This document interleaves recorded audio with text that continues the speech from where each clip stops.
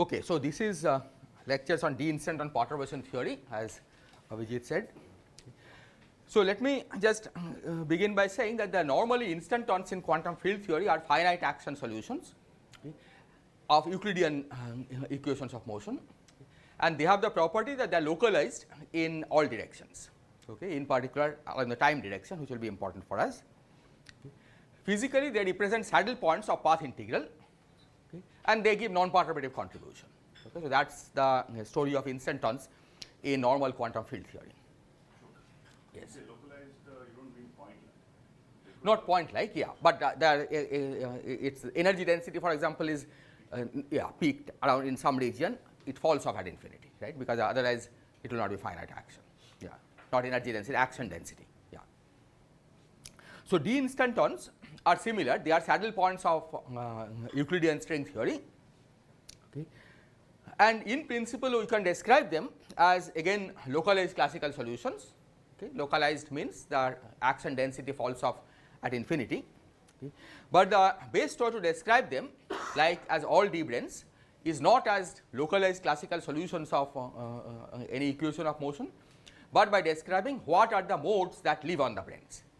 Okay, what are the fluctuation modes of the of that configuration? Okay, and those, as in all D-branes, are open strings. Okay. So we describe D-instanton as a point-like object in space-time, okay, and we say that the modes of excitation of the D-instanton are open strings whose ends lie on the D-instanton. Okay.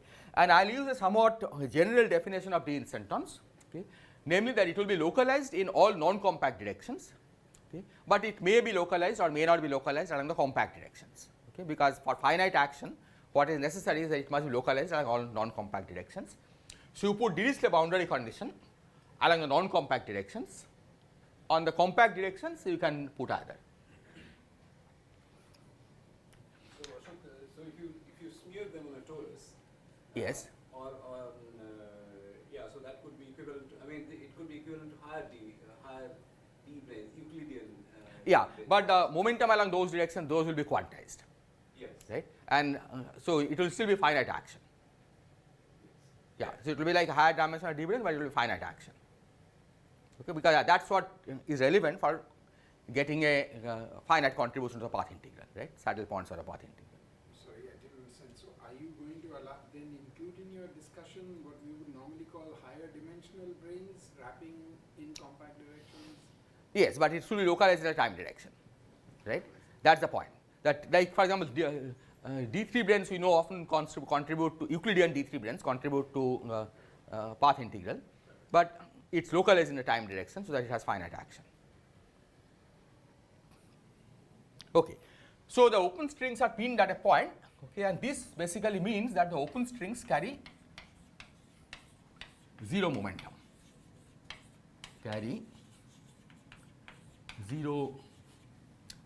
along non-compact directions, okay, and this is going to be useful.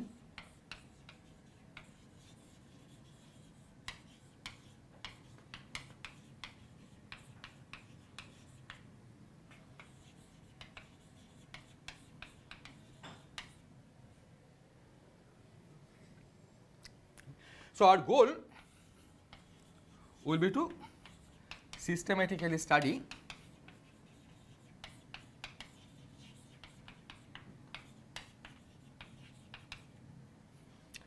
D-instanton contribution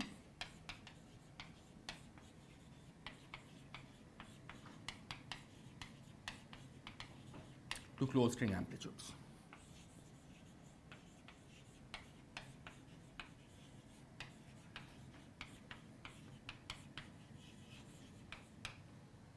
So for any higher brane, if you have a primary with high dimension, you can compensate for that high dimension to make it 1, 1 by putting e to the power IPX,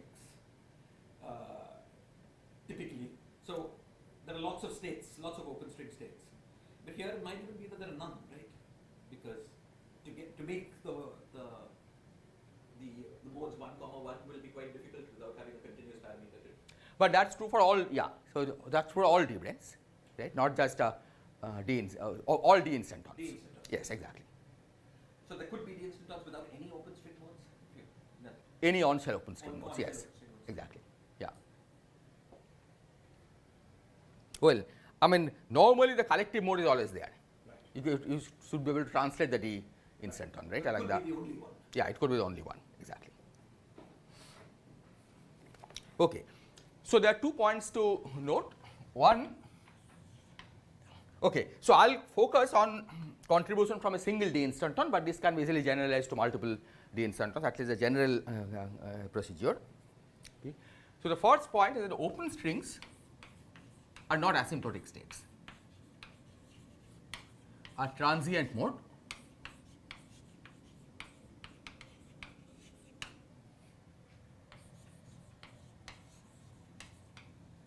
and not asymptotic states, which basically means that when you talk about calculating amplitudes, okay, the external states will be closed strings. Okay, or if there are other D-branes, it could be open strings on those D-branes, but not on D-instantons. These are transient modes.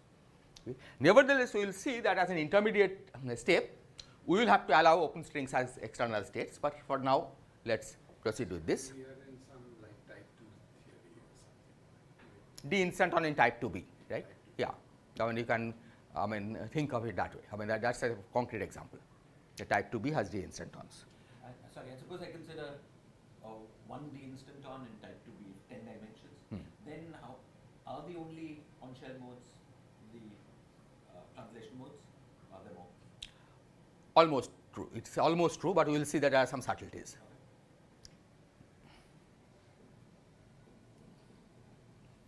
Okay. The second point is it's accompanied all D-instanton amplitudes. If you have a single D-instantons, it's accompanied by a factor of e to the minus c by gs, okay, where this is the action of the instanton.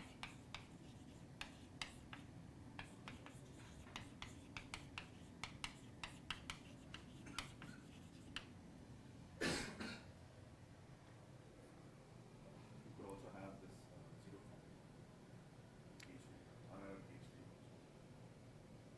form, RR gauge field. and which this leads to cross charge. Basically a complexified problem. Yeah, that's true. Okay, so let's forget about the RR background, right? Yeah, that's the later one.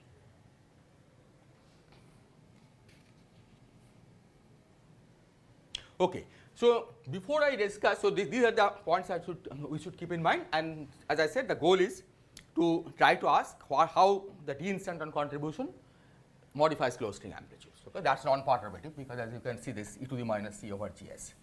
I'm sorry to keep interrupting. Yes. And the fact that there are such few zero modes is basically the statement that the instantons come in small dimensional magnitudes.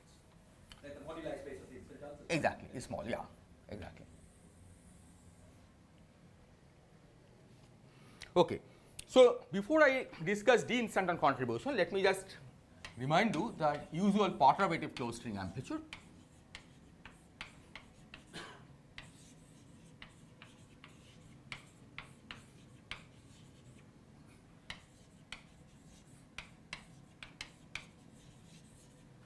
So this has the structure of integral. Okay, I'll be very abstract. Okay. It has a structure of an integral. So what is M? M is the moduli space of Riemann surfaces with punctures. So moduli space of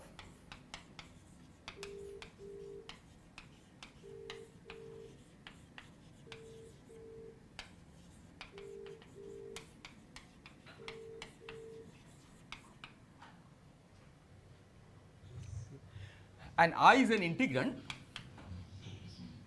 it's some correlation function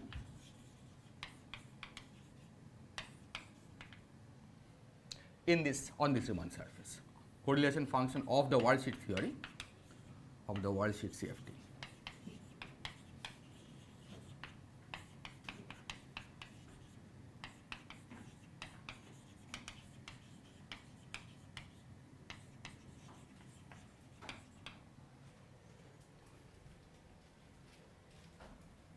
Okay. So basically for a given amplitude, okay, for every external state you have a vortex operator.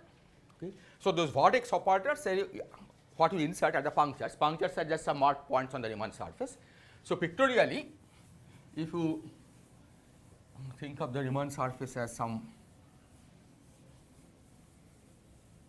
so pictorially it's, suppose you have a Riemann surface, the genus 2 Riemann surface with 4 punctures. Okay. This integral basically is the integration over all possible shapes of this Riemann surface and also the all possible locations of the punctures. Okay.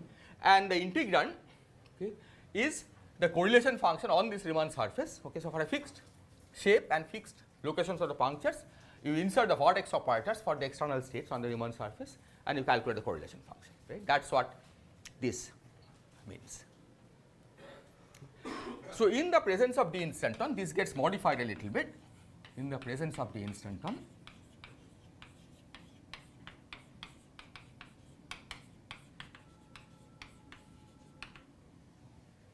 okay, the structure is it's this e to the minus c over gs, which you have to multiply all D-instanton contribution. Okay. And I can write this formally as integral over m prime of I prime. Okay. So the way the m prime differs from m, okay, is that now you also allow boundaries. Okay. So this includes boundaries. Includes boundaries. Okay. So to draw the same picture, we have some punctures, some handles, okay, and also I add some boundaries. Let me draw it. Let me draw the boundaries by. Okay, we also have some boundaries. Okay, and on these boundaries, you impose D-instanton boundary condition. D-instanton boundary condition. Okay. And then you sum over all possible surfaces of this kind, arbitrary number of boundaries, okay, and add up the result. Okay. That's the way you calculate the closed string amplitude in the presence of D-instanton. Okay. And each of these will be multiplied by this factor over here. You also have to supply states at the boundaries. Pardon? You also have to supply some states that we don't want. No. Okay. That you have to do if you want to consider external open strings, right? To begin with, we will eventually have to do it, right? Right now, because the external states are only closed strings, right, we only insert punctures, okay? But we will see eventually we will need also open strings as external states. But at the moment, because they're not asymptotic states, there's no reason to do it. Exactly. At the moment, there is no reason to insert them. And presumably you need to do it because you need to sum over the moduli specifically. Exactly. The collective modes. Yeah. Okay. Now the problem with this, okay, with both this and that, is that this integral is divergent.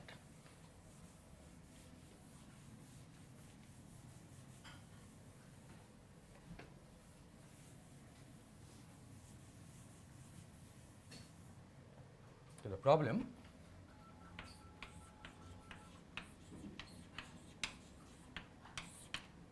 is that this integral or this integral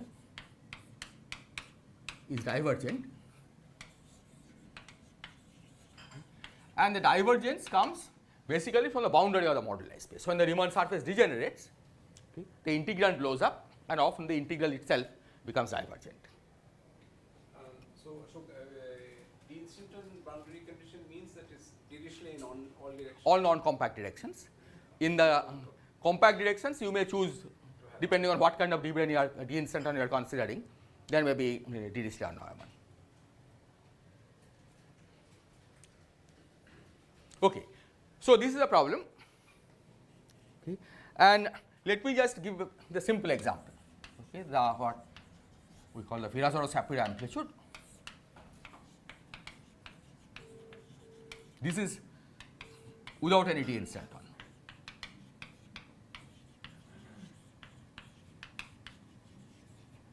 This divergence is the usual divergence estate. Yeah. Usual IR divergence. higher divergence than string theory, exactly. Okay. So, the Virasoro-Shapiro amplitude, okay, is basically a 4-point function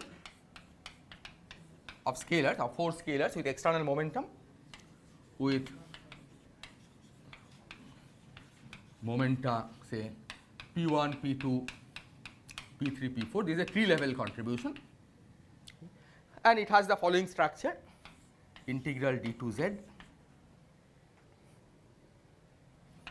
mod z to the power alpha prime P1 dot P2 and mod 1 minus z to the power alpha prime P1 dot P3. Okay. So, this integral d to z is like the integration over the moduli space of punctured Riemann surface, right. This is a 4 punctured sphere. So, 3 punctures can be fixed at arbitrary point using SL2C. You are integrating over the 4th puncture, but this is infinite. This diverges. I am using the mostly plus signature. So, Pi dot Pj is minus Pi0 Pj0, that is the energy, plus the Pi dot Pj. Okay, that is the notation.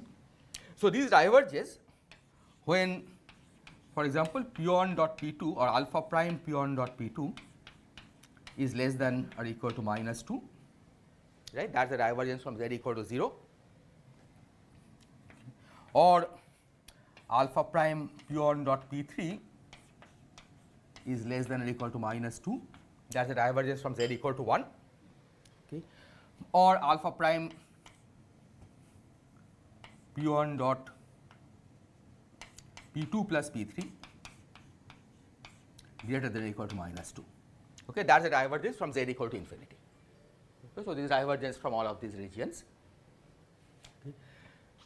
So, the normal way one handles these divergences is by saying that you do analytic continuation.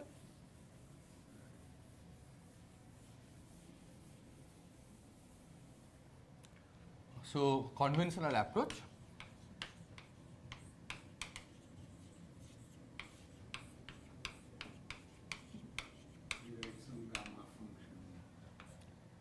yeah, okay. I mean, if you have gamma function, you are lucky, right?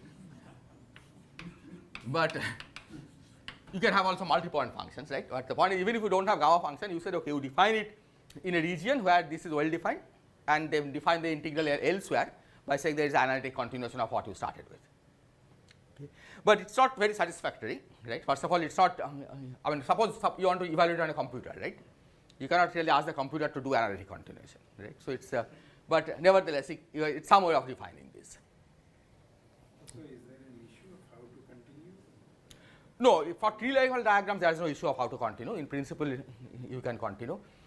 It's just that the poles are not always easily feasible where the singularities are, right? But for tree level amplitudes, you can do that. Because it has only poles, there are no Yeah, sheet issues. exactly. There are no branch cuts, so you can, in principle, there is in weak analytic continuation. Okay. But for D-instantons,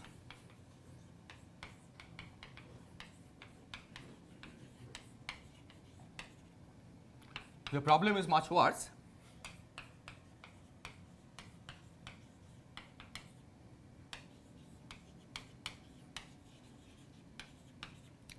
And that is because the open strings carry 0 momentum.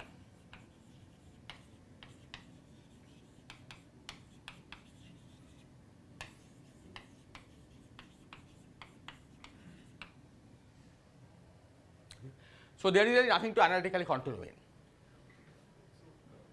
For the open surface with boundary, Yes. is there an extra source of divergence coming from the length of the boundary component? Yes, there are, exactly. So, the degeneration will also include when the length of the boundary goes to infinity, right. So, for example, one of the standard degeneration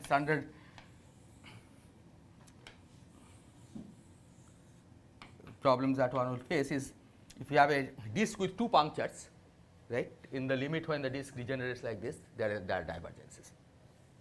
This I didn't understand, Ashok, because the analytic continuation is in the momenta of the closed string. Yes. So how does the Yeah. The problem is that because the open strings don't carry momentum, right, what one can show is that the singularity is independent of the closed string momentum. Okay, this degeneration, for example, when you have a two punctured disk, right, and the disk factorizes like this, there is no momentum flowing in this channel, right. So the singularity will be independent of the momentum of the closed strings. So you cannot deform the momentum of the closed strings to go away from the singularity. Sorry, I'm missing something. So this depends on there being D-instantons. Yes, this boundary is a D-instanton. Oh, See this, D-instanton. yeah, this is the because in this channel, right, an open string is flowing, right. If you think of it degeneration this way, right, a closed string gets converted to open string that flows along this channel, and that doesn't have a momentum. This is somehow because there is an exact on-shell zero mode in the open string sector. Also sometimes tachyons. Okay, we will see the more detail the various divergences that appear. Okay, so this is the problem, that you don't have momentum to continue. Okay, and I'll give you an example that we will encounter.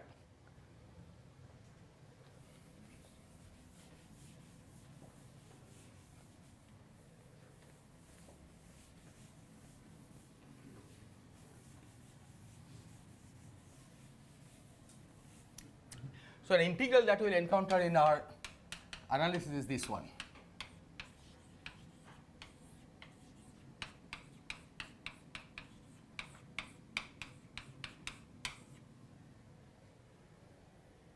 Okay. It's for that precisely that. No, not precisely that. We'll see how exactly it comes. But these will also give integrals of this kind. Right? So the point is there is nothing that the singularities don't depend on anything. Right? It's just an integral like this. And the question is how to make sense of integrals like this. Okay. So this is the basic problem that I'll try to address. Okay. And this integral in a sense will serve as the harmonic oscillator of our problem, right? That we will basically spend the next 3 lectures, or the rest of the lectures, trying to understand how to make sense of this, because that will tell us also how to make sense of the general integrals of this The kind. diagram is you're drawing the boundary, that region is the boundary, right? Yes, this is the boundary. Yeah. So this is topologically it's a disk with 2 closed string punctures. Yes, and so the boundary is becoming very. So anything that's light in the open string sector is causing trouble. Exactly, that's right. Yeah. The one this is the open string channel, right? Yeah. So this factorization is causing trouble. That's where the zero modes will clearly cause trouble. Exactly, that's right.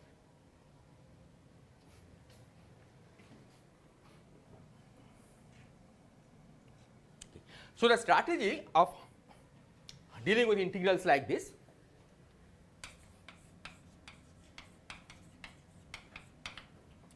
is to first try to understand the physical origin of the divergences.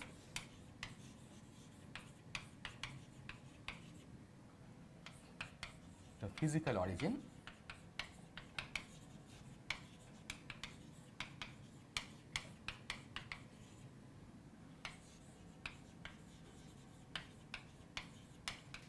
And then resolve it.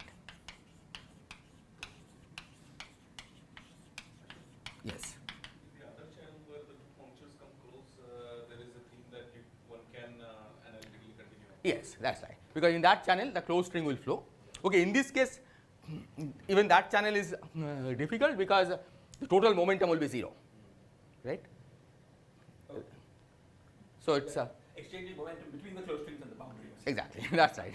You are exchanging momentum between the closed string and the boundary, right? But most often these can be dealt with by various other means. So this degeneration is when one of the punctures approaches the boundary. Yes. So this degeneration is topologically equivalent to, you can put one puncture at the origin and the other one approaches the boundary, right? That's this degeneration. Also, the +1 is that important? Pardon? Analysis of the divergence in the integral. 1. No, 1 is not divergent. So why is it? Well, we'll get an integral like this, right? And the claim will be that from physical considerations, we know that the results should be 0. Okay? Now, how to get a 0 out of this integral is what we have to learn.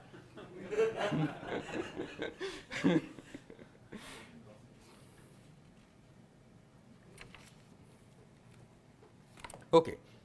So, what we have to do, okay, maybe there are other ways, but at least the way I know to deal with this is to use string field theory to understand the origin of these divergences and then resolve it. Okay, and we will see at least in the way we will approach, we will need string field theory in an essential way. Sure. Also, suppose we have higher D-plane boundary conditions for similar. Yes. The powers of these factors will be dependent on the momentum of those. Yes, exactly. string. That's right. Yeah.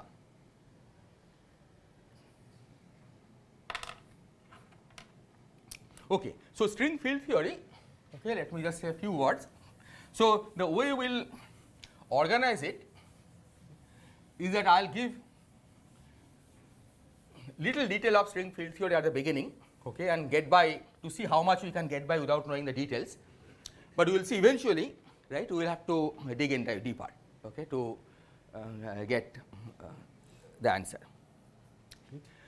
Also, one more thing is that so suppose you have partly Neumann thing along some compact stuff. So this y to the power minus 2 might get replaced by some p1 dot p2 like that, but then they're discrete. Exactly. They're quantum. Exactly. So You cannot just change it can't, arbitrarily. uh, Yeah, that's right.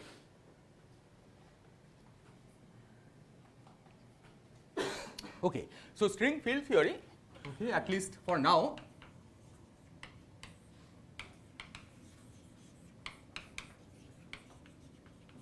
okay, which will SFT, is a field theory with infinite number of fields. Field theory with infinite number of fields.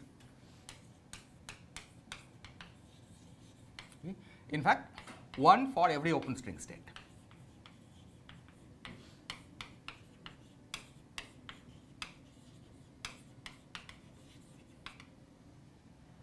So, this is like in quantum field theory, okay. For every particle you have a field, right. So, if you think of the open string states as giving some particles, well, every string state, maybe I should say every string state, the relevant part will be the open string part of the field theory, right. So, there it's one for every open string state. But if you have open and closed strings, will you have fields for both? Yes, you will have fields for both. This old idea that closed strings emerge as bound states. Yeah, the point is that idea is not very useful for this, right. I mean, we should think of string field theory as a practical tool rather than trying to formulate some non-perturbative description, right. This is a practical tool for dealing with integrals of this kind. Okay, that's the way we will think of string field theory. Okay, so the perturbative amplitudes are the sum of Feynman diagrams.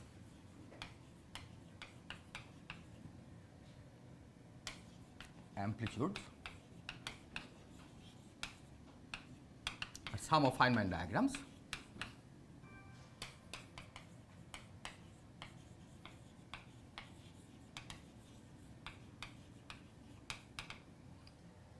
Okay. So, let us take a simple example, 4-point function, tree level. So, you have diagrams like this.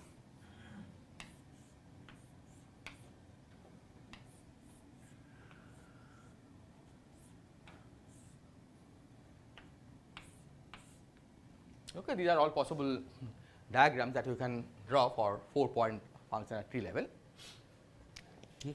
And the way string field theory of course gives you definite rules for evaluating these, okay, some of which we will discuss during the later lectures.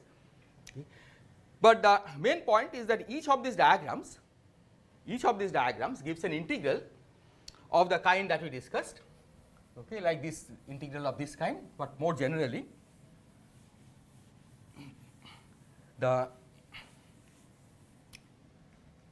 you remember we have this general form integral over m of I prime. So, each diagram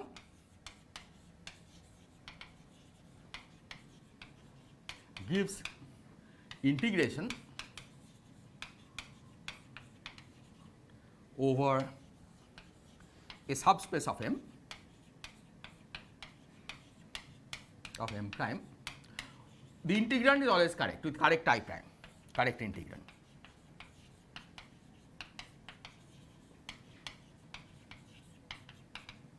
And when you sum of diagrams, this gives you the whole integral. Okay. So, in a sense, the Feynman diagrams of string field theory just divide up the contribution into subspaces. These diagrams, I should think of external states as being closed string states and the middle ones are the open string. Yeah, right now I am not distinguishing between open and closed. This is a general formulation of string field theory. You can think of a field theory of open and closed strings, right? In which case these could be either open strings or closed strings. Okay, but the general structure is this, that the integral over moduli space, right, is reproduced by the sum of these diagrams. Okay. Each diagram gives you part of the integral. Does the last diagram contribute 0? No, it does contribute. Okay, and basically it gives you a decomposition of the moduli space, right? That's actually a measure 0 stratum of moduli space. That's why I'm asking the last one. Okay, but in the way string field theory organizes it, it's not measured 0. So what happens is these are the ones which contain the boundaries where the divergences occur. This involves an integral, so the definition of the vortex itself has an integral built in, right? But that integral runs over a region where it's there is no divergence. That's not there is no boundary. Yes, that's the way it decomposes this sum. Each of the these moduli diagrams space. is some region of Riemann of the Riemann. Yeah, yeah. Of the I understand. of the moduli space of Riemann surface. Yeah, Yeah. yeah. My question was about the measure that you give to the various strata or the pieces of the. Yeah, so all of them contribute, right? In fact, you can arrange it in such a way, okay, that this involves most of the contribution, right, from the whole, almost the whole of moduli space, except that near the boundaries, these ones take over. Right? That's the most convenient way for perturbation theory. That's the most convenient arrangement of how you decompose. And I'm sorry I've not kept up and so on, but there is a string field theory even for type 2B closed. Yeah, field yeah, theory. yeah. Self-dual, 5-form and all that Yeah. can be Yeah. incorporated. Yeah. So that's how, yeah. So it is possible to do a full-fledged string field theory for any string theory that you know of. And last, of course, Yeah. I'm anticipating, but then you'll have to introduce the D-instantons into this story. In the string Well, field I have already theory. introduced D-instantons, And so right? I didn't- so I- These diagrams, I have not said whether it involves open strings, closed strings. This is a general feature, right? But from the point of view of string field theory, D-instantons would be some kind of a soliton. Oh, I will not. Okay, I will not think of a D-instance as solitons of string field theory. Right? I am formulating a string field theory in the background of the D-instanton. I see. Okay, because I'll assume that there is already D-instanton solution, right? So the string field theory that you are talking about From there, is a theory of open and closed strings I see, right, in that background. in that background. I see. Okay, because that string field theory already knows about the fluctuations of the D-instanton, right? Which you are trying to integrate over. Yeah, so you are not trying to think of a D-instanton as a solution of string field theory. One more thing. The first two terms, they contribute the same. These two? Okay, that depends on the particular context. These have external momentum, right? You label as a 1, 2, 3, 4. So, I mean, for generic external momentum, they will not contribute the same. Right? So, but I mean, going back to this point about them being non-perturbative excitations, when you sum over these diagrams, you would have to sum over ensemble of string field theories, open string field theories. Okay, if you are evaluating, if you are trying to evaluate the one instanton contribution to the amplitude, right? Then it's just one particular open closed string field theory, right? Which involves that background. Right? Yeah. So you now consider two instanton solution, right? You take a different string field theory, right? And you evaluate it, right? So you are not thinking of the different D-instantons as all being part of the same string field. So it is possible in principle to think of it that way, but it's not very useful, at least for what I am going to do here. Right? So a given number of D-instantons generates a particular open closed string field theory, and that's what we are going to deal with. Sorry to interrupt. Yes. So is this over a lower dimensional strata, the last one? No. Because last one, see, okay, I'll discuss this how to integrals come. Last one has an inbuilt integral in the definition of the vortex. Okay.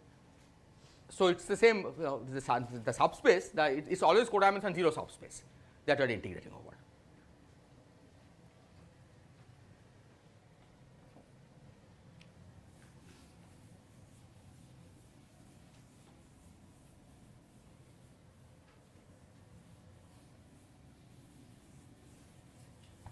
Okay, so now let me just say a few. Just one thing if I understood correctly. Yes, So you have a Riemann surface with a boundary, and the problem is to cure the higher divergence. exactly, that's right. You Yeah. also sum over the number of boundaries. Yes, exactly. Even a single D. Yeah, even a single D-instanton, because the point is you may scatter from a particular D-instanton multiple times. Yeah. So, you sum over all number of boundaries, that there is no restriction. Okay. But each of the contribution is weighted by e to the minus c over gs, not e to the minus no, not e to the minus nc over gs, because you have already fixed the background as e to the 1 d-instanton, right? And that's what you are summing over. And this n prime that you're fixing is one of the terms in that infinite sum over boundaries. Yes, that's right. Evaluate this. Yeah, I mean this you can think of this as an abstract. This is where m prime is you are summing over everything, right? Yeah, just like you sum over genus, you also sum over the number of boundaries. But as usual, the higher boundaries will have higher powers of GS. Exactly, that's right. Usually. The Euler character will fix the power of GS, right? Okay, so the question that we will ask first is how do integrals integration over m prime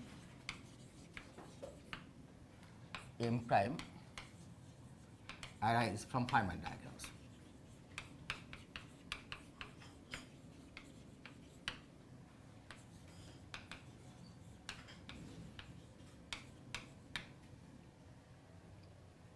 Okay. So, the way it arises, okay, is that if you take a propagator, in Feynman diagram you will evaluate it by propagators and vortices, right. So, a propagator k square plus m square inverse, okay, you write as what is commonly known as a Swinger parameter representation.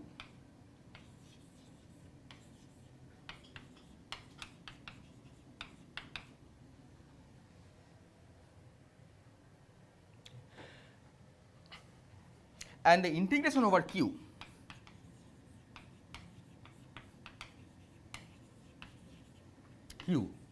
becomes integration over m prime. Okay, roughly this is the way we relate the integrals in Feynman diagram language to integrals in over m prime. Okay, and as I said, the last one which does not have a propagator, right? This one did not have a propagator. So, here the integral, the way the integral arises is because there is an inbuilt integral in the definition of the 4-point vortex, right? And that is what supplies the integral. And the divergences of the kind that we encountered are always coming from q goes to 0 limit.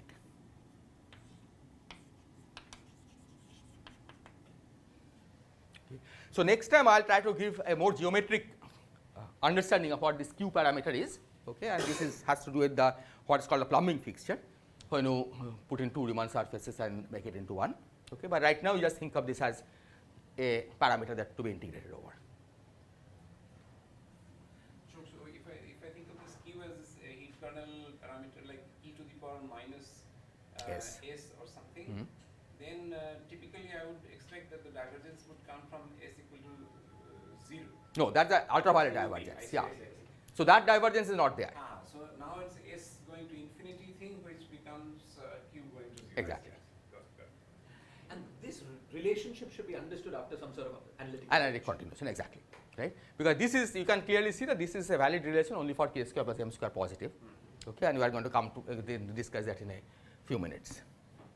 Are there divergences associated with contact term also? Contact term integral? No, no. So, these ones, right, have no divergences. So, these include integration of our moduli space, but only those regions, right, which are completely free from boundaries. Right. So, no divergence comes from diagrams like this. All the divergences come from propagators, right, and the propagators when represented like this.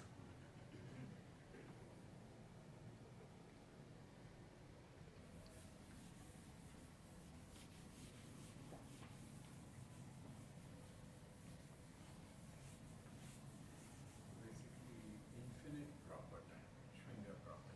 Yeah, infinite Singer proportion. Okay, let's call this equation 1 because that's what is going to be useful. So, you can see that this equation is identity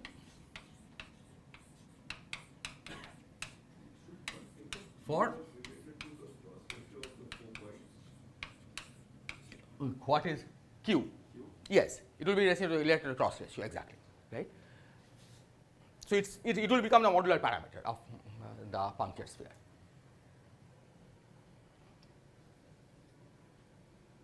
Okay, so this is an identity when this is positive, right? You can just do the integral and evaluate it.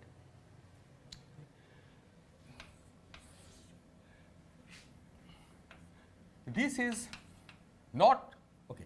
So for k square plus m square less than 0, this is not true, okay, because left hand side is finite,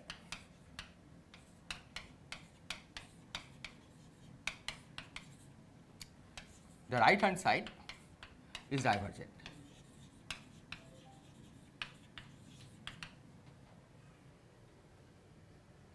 Okay. So this Even at 0, I mean, even if it's strictly equal to 0, then too it will. well at strictly equal to 0 both sides diverge, so that we have will treat right. separately. Okay. But for less than 0, left hand side is finite, right hand side is divergent. Okay. So here the string, what string field theory tells us to do is to use the left hand side. Right? You are just getting this divergence from the worldsheet description, but that's because you have made some false replacement. Okay. If you use the left hand side, there is no problem, right? And that in a sense is what analytic continuation does. Sorry, this is what comes out of string field theory also. Yes, see, string field theory tells you that you find Feynman diagrams by gluing propagators and vortices, right? It doesn't know about the integral over m to begin with, right? So here you will get 1 over k square plus m square, right? It's only when you try to make contact with the worldsheet description as integral over Riemann surfaces, you have to replace it by that, right? And that is formally the same as worldsheet description, but it is divergent, right? But the divergence is not there in string field theory, right? So if you use string field theory, you just use the left hand side.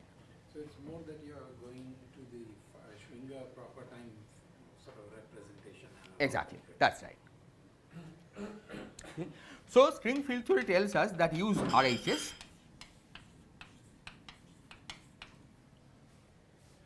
Okay. But let me just say what it means for string field. Pardon? Use LHS, yeah, thank you. Okay. So what algorithm does it translate to? Okay. So what algorithm it translates, so this means that this treats power law divergences, treats power law divergences.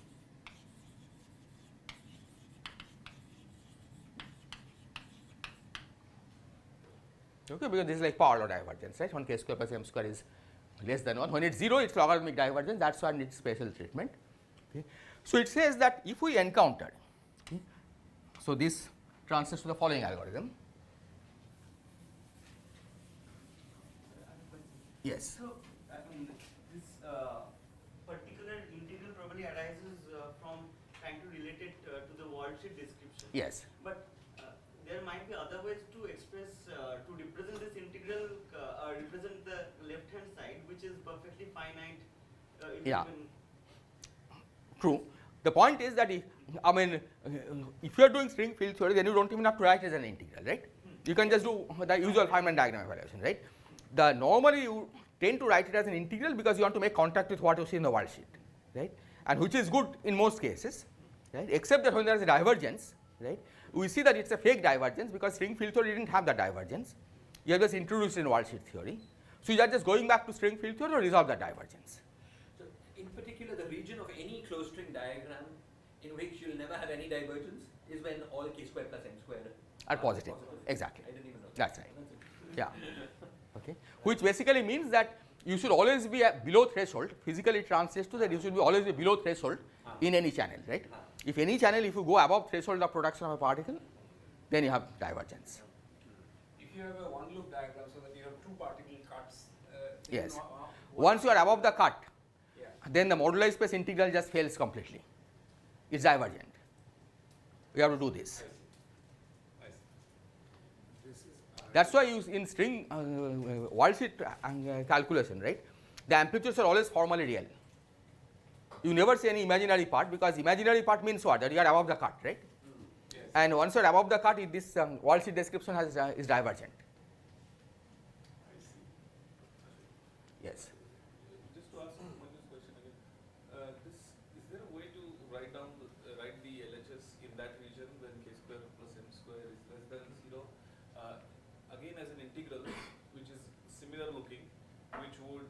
in some sense translate to a See, you small can change the sign, for example, right? You can put overall minus sign and you can change the sign, right? But the point is that that will not fit in nicely with the world sheet integral. So you cannot reinterpret this as a world sheet, doing something to the world sheet integral. The different things won't patch together. Exactly, right?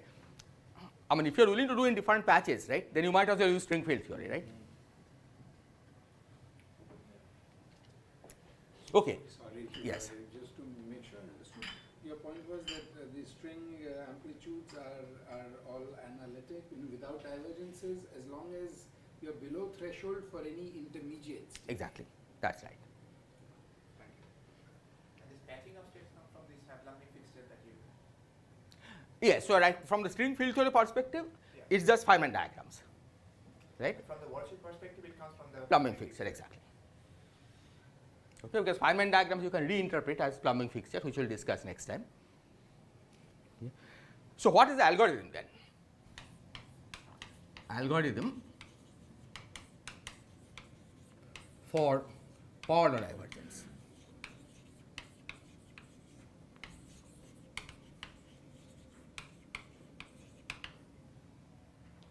Okay.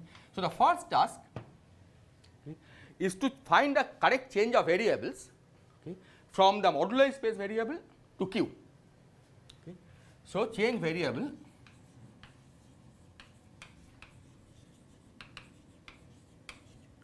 from y to q, okay, where y is the coordinate of m prime. Okay, the world sheet theory gives you some integral over m prime, right, which has some coordinates, but you have to know how to exactly translate this to q. Okay, that will be provided by string field theory, as we will see. And then the second step is to replace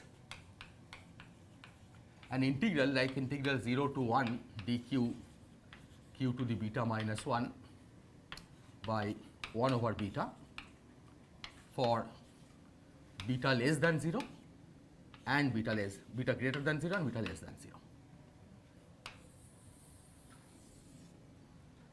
Sorry, so this y to q is like if y was the this is modulus of a torus, then q would be the imaginary part of. I mean, y Not- is like tau. Yeah. So it is tau 2.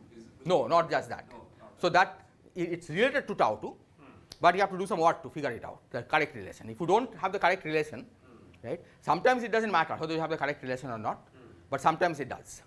And particularly for the D-instanton case, right, it does. So you have to really find the right variable, change of variable, right? Otherwise you get the wrong answer. And this also string field theory. Yeah, so this string field theory tells you how to change from y to q.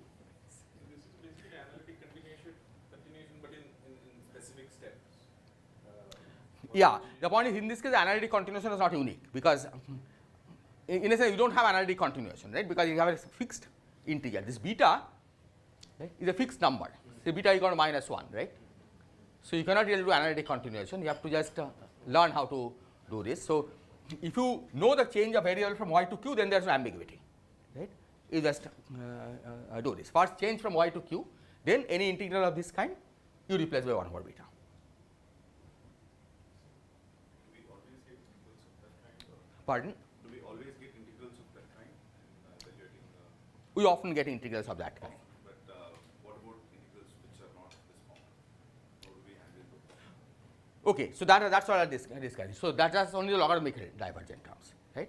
Those are the ones which are otherwise it's convergent integral. You don't worry. All the ones you can get with this.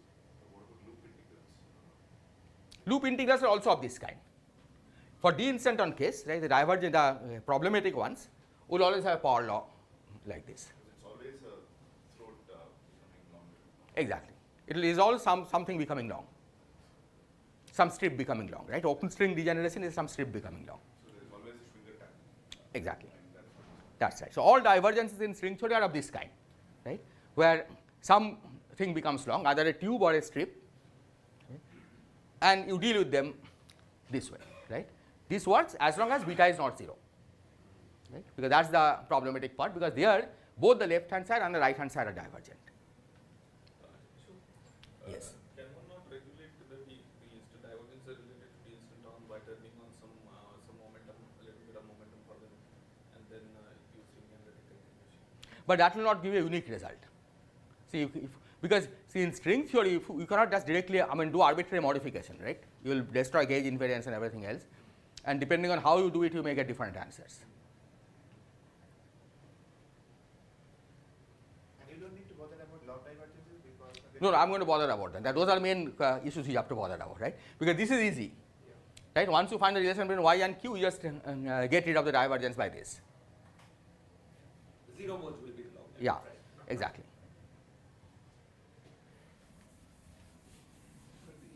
I'm not quite understood. The physical origin of this is that there is a open string ending on your D brain that is almost going on Marshall. Yes. But if there are no modes, no excitations of a D0, of a D-instanton, other than just translations, then you shouldn't get But those modes are there, right? Translation modes. only those. Yes. But I see.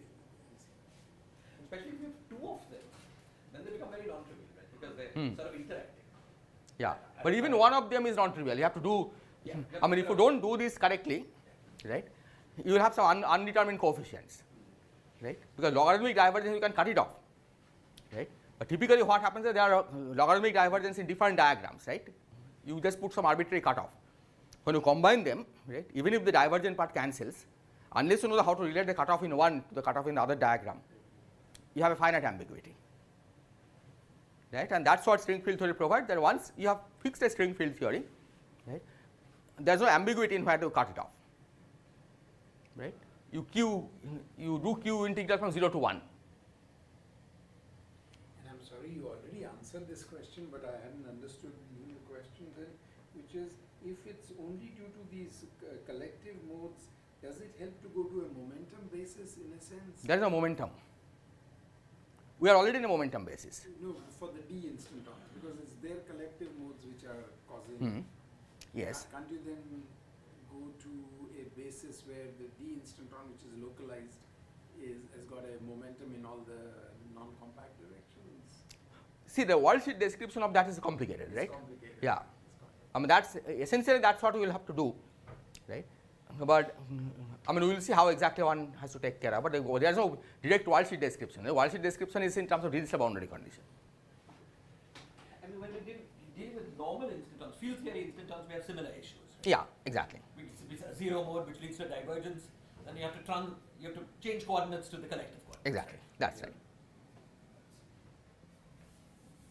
And with two divergences because The determinant, there's a determinant and the determinant is a zero mode. Yeah. Okay. So the problematic case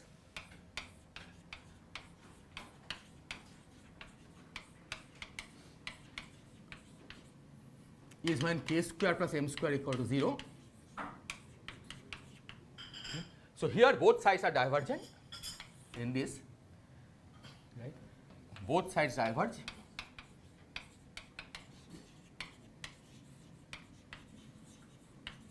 And we need physical input.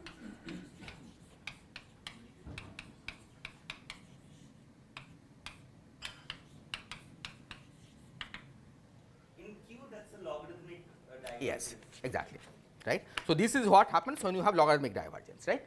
So integral 0 to 1 dq by q, these are the kind of divergences. So whenever you encounter divergences like this, you know that it's because of the zero modes. Yes. In field theory, sometimes this IR divergence is regulated by omega background. Yeah, I don't know whether whether one can do something similar here. How is it regulated, sir? Omega background. When you have to somehow pin the D-instanton, Background gauge yeah. fields for the rotations around it, so that the When you have to break the translation invariance, massive. exactly.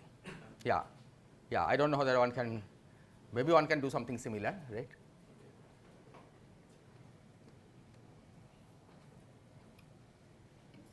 Okay. So now let's specialize to D-instantons. Specialize to open strings on D-instantons.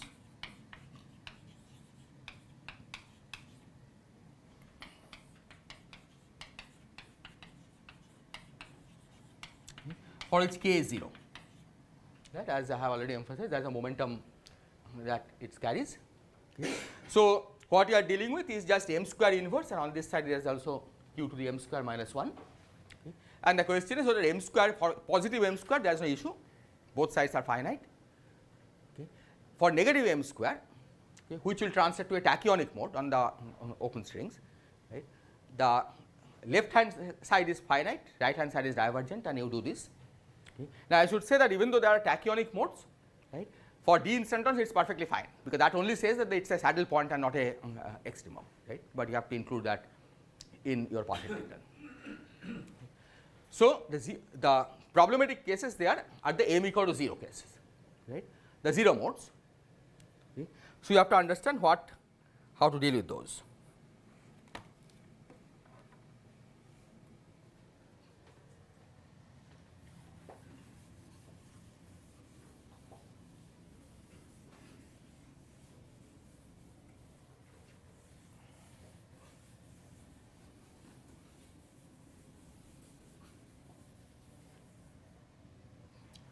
So, the problematic case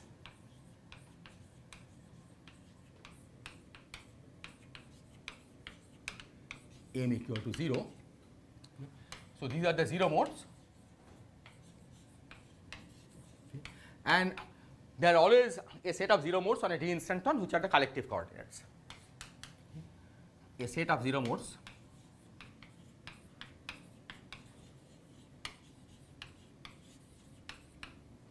come from collective coordinates. Provided you're working with a background which has some translation. Yes, that's right.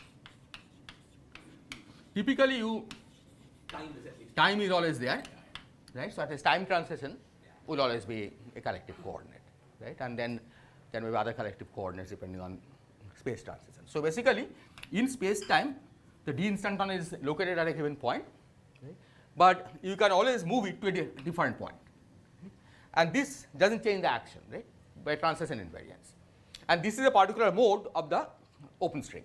Okay. There is a particular mode of the open string that allows you, that tells you that by switching it on is equivalent to moving the d-instanton, okay, and that is a 0 mode, right, because it does not cost any action.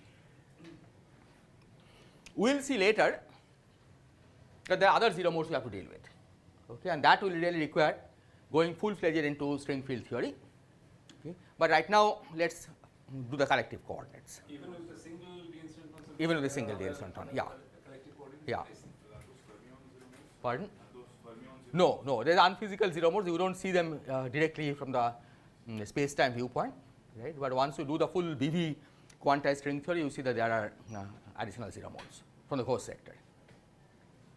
Just solving the open string spectrum will not. If you do the open string spectrum including the ghosts, you will see them, those 0 modes, right. And the point is that you can say that these are unphysical, but if you actually look at the loop amplitudes, you see that when you cut it, right, the residues show that those 0 modes are propagating in the loop, right. So, you have to deal with those divergences. This is because of poor gauge fixing or something like that. We will see, yeah, it is like poor gauge fixing, but in BV of course gauge fixing has a different kind of meaning, right. So, we will see exactly how to deal with those. So in field theory we know how to do this. I mean we isolate the collective coordinate like the kinks, you know what that's Exactly, that is what we will do. Isolated quantum mechanics, and then I do a normal mode expansion which is orthogonal to that will be okay. Yeah, so we will do exactly the same thing, right, but we will have to translate it to what you do on the worksheet, right. So you'll come to this, but just for orientation. So these other 0 modes, if you choose a better gauge fixing of all the gauge invariants of string field theory, can you just completely get rid of them, or they really come up? Well, you can get rid of them if you do not gauge fix. We will see why.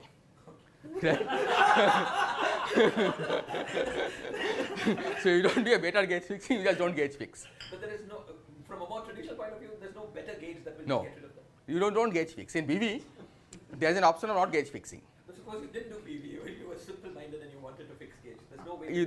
I think there is no gauge you can choose. The point is there are also gauge invariants in that sector. So the normal way of dealing with, right, somehow gauge fixes something that is not needed.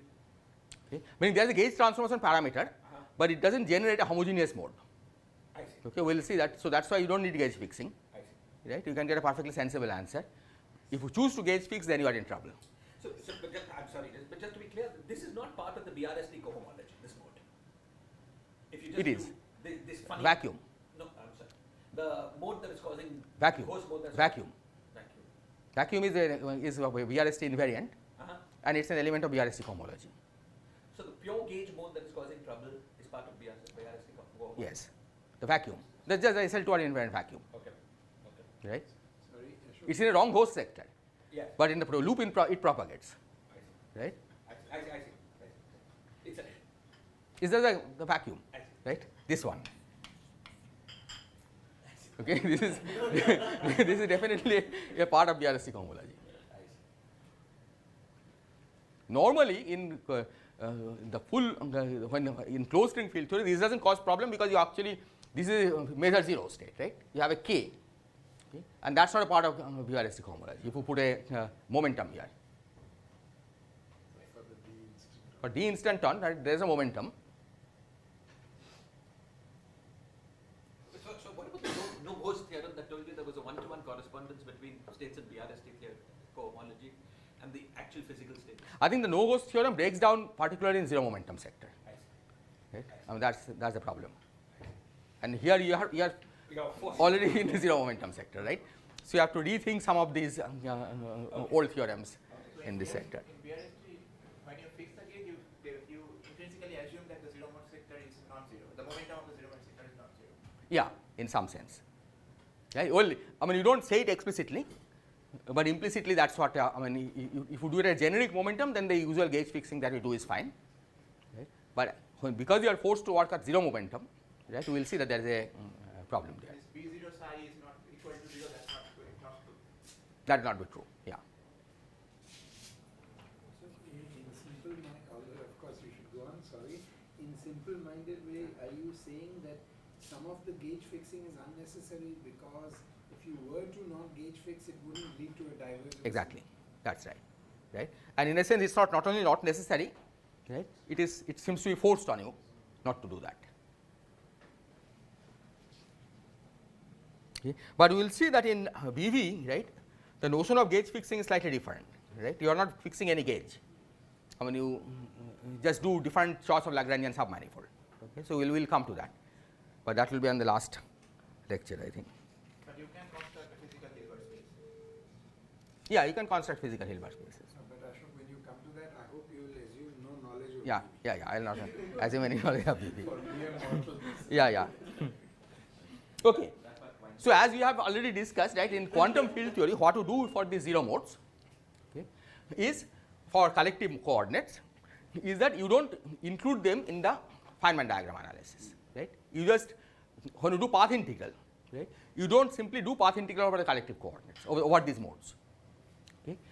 You do the integration over them at the very end, okay, after you have calculated Feynman diagrams. Okay. So what this translates to is first that you remove zero mode contribution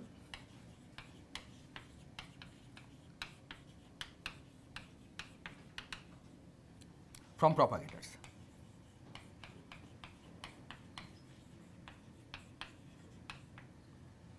Okay. So in the string worldsheet language, okay, this basically means that whenever you encounter, okay, after you have changed variables from y to q, whenever you encounter a divergent, logarithmical divergent term like this, okay, you just set it to 0 by hand, because you don't want to include this propagator in the internal. And this is channel. meaningful because it's discrete. Right? Every term like this. Exactly, that's right. Okay, you just look at the Feynman diagram, the string field theory y to q translation, right? And whenever you have an integral dq by q, you set it equal to 0. Okay. But at the end, you have to do something else. In We have order to, yeah. Bring them back. Yeah. Yeah. So, but when you do that, okay, Can you say that again, like what was the analog on the other side of this statement? okay. So suppose you have collective coordinate phi. Okay. In quantum field theory, right, the way you deal with this is that when you do path integral, right, you have to path integral over a full field configuration, right. In the path integral, you separate out integration over these modes phi, right, and you said that you will first do path integral over everything other than phi. Okay. That means that when you actually calculate Feynman diagrams, you don't let phi propagate in the intermediate states, right? And not letting phi propagate in the intermediate state basically means that you set this to 0, right? Because these are the contributions coming from phi. Okay. But of course, this requires that at the end you have to do integration over phi, right? So when you are doing this, you have to now allow phi as external states, right? Because you have to do this integral in background phi, Yes. right? Because you are doing integral d phi, right? Since you have chosen not to integrate over phi, right? The action you have to keep the phi dependence of the path integral. Yes. Okay. So allow phi in the external state. Phi in the external state. While being the path integral over the other. While path integral meaning when we calculating Feynman diagrams, right?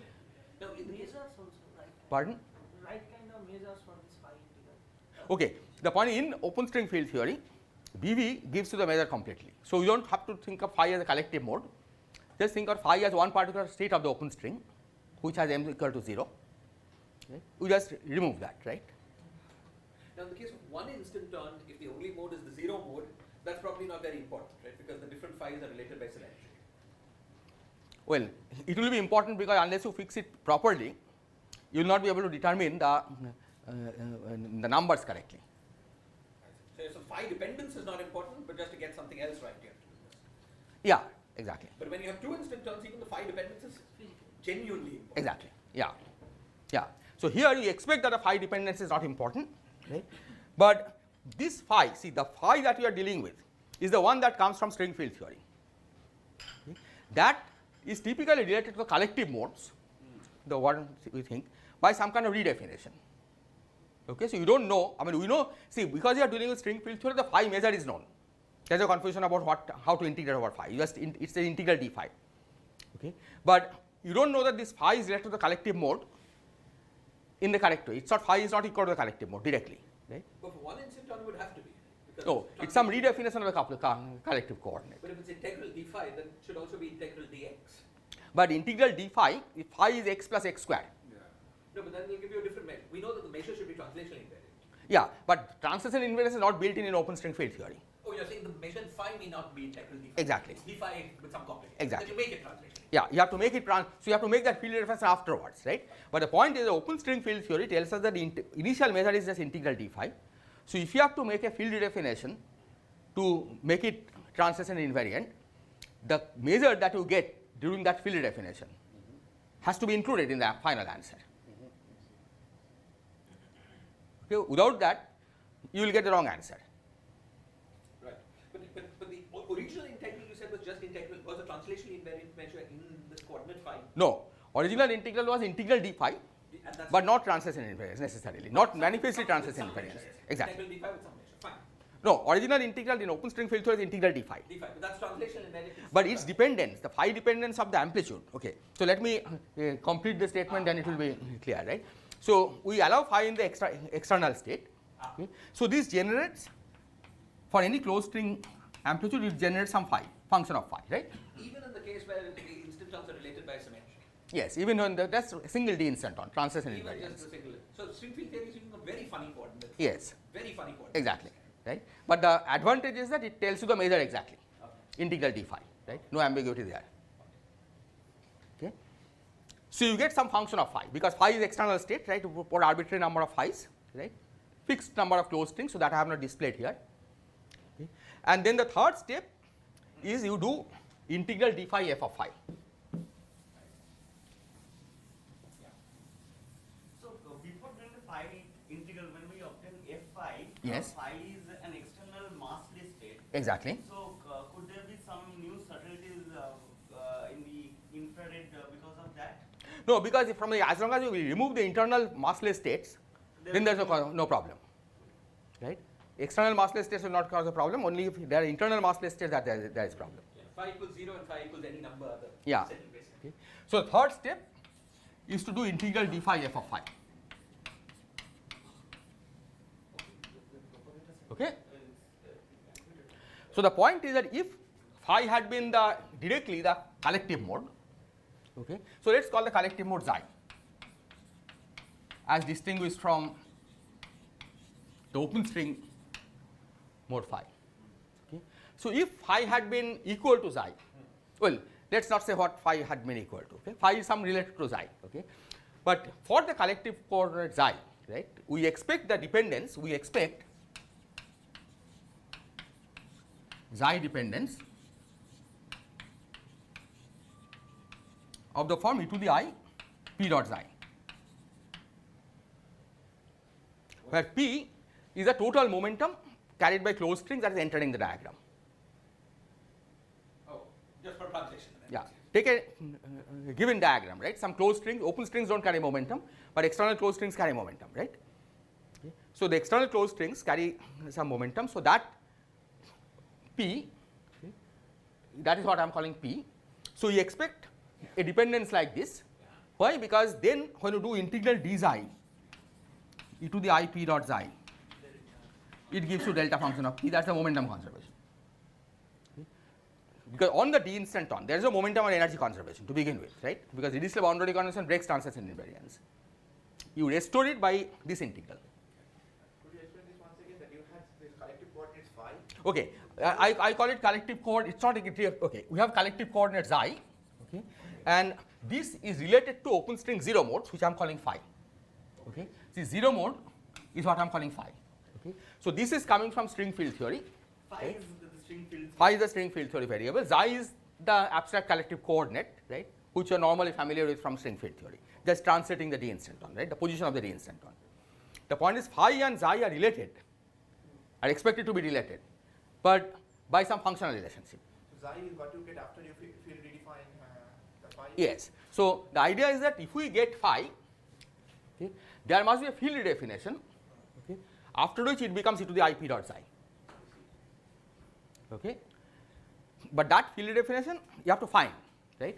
So, you have to find, given this f of phi, right, now you have to find the field redefinition that makes it e to the I p dot xi. Okay. That field redefinition will change the measure. Okay. Integral d phi will become integral d xi, but with some function of xi typically. And in this situation, closed string momentum really is conserved because we are dealing with D-instantons. Exactly. Had we been dealing with other D-branes, the closed string momentum would not have been conserved. Exactly. That's right. Because they are collective modes and you integrate. Yeah. Right? Yeah. Right. Yeah. Okay. So, this f of xi, okay, has to be taken into account.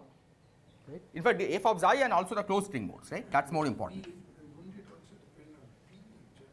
Yeah, closed string modes carry p. Okay. So, this will be an effective additional term in the action, right? You can exponentiate it, you write it to the log f of xi and c.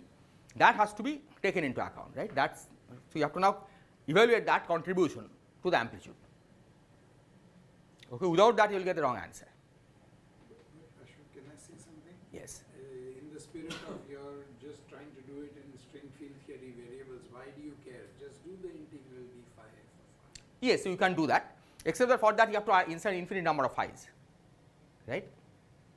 If you want to really do the integral, see to the I p dot xi, when you expand it parts of xi, right, you have all parts of xi, right? So, it's, I mean to, I mean, doesn't the f of phi also have the p dependence, so that if you just It has do a p the dependence. d phi integral, it should ultimately. yeah, but the point is that you can do if you know f of phi exactly as a function of phi, right? But when you do amplitude calculation, right, you don't want to insert, I mean it's difficult to calculate arbitrary number of insertions of phi and do this, right? So, the easiest thing is that you know what the dependence should have been on xi. So, you do the calculation up to a given order, say up to phi square, right? You expand it up to a xi square, okay? 1 plus I p dot xi plus I p dot xi whole square. You find that this is not matching with that. You look for a field redefinition, the redefinition, phi xi relation, which makes it into e to the I p dot xi. And that's unique. Yes, you can typically, that's unique, right? Because Cubic order, then you will have error up to the cubic. exactly, that's right, right? But if for a given amplitude calculation, that is enough. Okay. So, you do this, right, and you find this field definition also as a power series in xi, right? You don't have to go all the way to xi to the arbitrary power, right? For any given amplitude calculation, you can stop at some xi. If I understand right, then f of xi, comma c depends on xi in this only exponential. That's the goal of the. That's the goal of the. Also, in fact, the main this thing is to find the dependence on the closed string, because ultimately you are interested in closed string amplitude, right? Yes. So if there are the closed string dependence, then that will affect the closed string S matrix, because this is now a new term in the action, right? Yes. Yes. Right, because this integral, so you write it as e to the exponent e to the power log f xi c, right? So it's as if you have got a new term in the action. It will affect, and the principle the principle that you use to fix it is that f of xi comma c has a xi dependence of, Of this phi, exactly, not f. P Okay, comma. yeah, not this is a measure, right? So f of phi will have this form. So phi to xi relation, you determine, say phi is equal to f of xi, right? So this is capital F of f of xi. Okay, so you determine f of xi. See, this you have already calculated as an expansion, right? Now you determine this f of xi, right? How to relate phi to xi by demanding that after you substitute phi in terms of xi, the xi dependence would be of this form. And this trick is available for you for one instanton. If you have two instantons, things will get more complicated. Exactly, that's right. For two instantons, the overall center of mass you can do this You way. can do this. The other one you have to do open string integral. Order by order. Exactly, order by order. Even for one instanton, you can have multiple insertions of, multiple D-instanton propagator in the same diagram. Not D-instant, see D-instantons are not propagating, I mean, right? not The propagating, modes are but What I propagating. mean to say is that you can have multiple boundaries in the same Yeah. Riemann surface. Exactly, multiple modes. Each one of them can have its own zero mode. Yes. So then you have. See, that is this part. You remove them, right? Yeah. So now the diagram that you are calculating, maybe I should draw it again. Oh, I see. Zero mode is only one. Okay. No, zero mode are many. For every degeneration there is a zero mode, but that you just remove. This xi thing is only. There's only one xi. Yeah. Yeah, right? So now the point is that once you have the boundaries, well, I drew the boundaries by. Once you have the boundaries, right? Now besides the vertex operators here, the closed string vertex operators, you also have vertex operators inserted on the boundary, right? These are the phi modes. Okay. So this way you calculate this function of phi by calculating this amplitude. Okay. Then you look for a redefinition from phi to xi. Okay. So the dependence becomes e to the I p dot xi. And that redefinition will be dependent on the string coupling. That will take into account the multiple. Exactly. That's What right. I wanted to ask. Every insertion will be accompanied. Exactly. Yeah. Okay. So this expansion will also involve an expansion in string coupling. So to a given order, for any amplitude to a given order, right? You don't have to go all the way, right? That's the advantage. That otherwise, it is true that you could have, if you knew this f of phi, you could have done the integral, right? But I mean that requires knowing it to all orders in phi. Right? It's better to just find a redefinition that takes it to the I p dot psi. Can there be other functions of momentum in that? Yeah, so C includes momentum. C is the closed string, external closed strings. Right? So this includes also momentum of the closed strings, other quantum numbers of the closed strings, and so on. In that line, we have written capital F of phi Here? will be the I p dot psi. There will be some G of p, right? Yeah, some G of P, yes. Right? The xi dependence would be like this. That's the important thing. So the perturbative solution psi is going to be a string coupling perturbation? That's right, yes. Okay, if you normalize it properly, it will be a string coupling expansion. Or expansion in e to the minus g? No. See, e to the minus g, there is only one factor of e to the minus g because you are doing single d instanton. Exactly. E to the minus 1 over g. E to the minus 1 over g, yes. That perturbation series is the number of holes you put on. Yes. Yes, exactly. But Yeah, now that is the perturbation series in G string. G string. Exactly. And then expansion in xi in any given number of hole string sectors is completely separate. Yeah, that's right. But e to the minus 1 over g is universal, right? Universal. Independent of the number of poles. Exactly, that's right. No, it depends on the number of holes. Yes, independent of number of holes. Independent. E to the minus 1 over g is a Because you have one instant. one instanton, right? This is going higher and higher, the loop expansion around. Yeah, this is a G string expansion around that one instanton background. I see. So, but this psi is the number of holes or the number of vertex operators This one, Yeah. psi, The power of psi.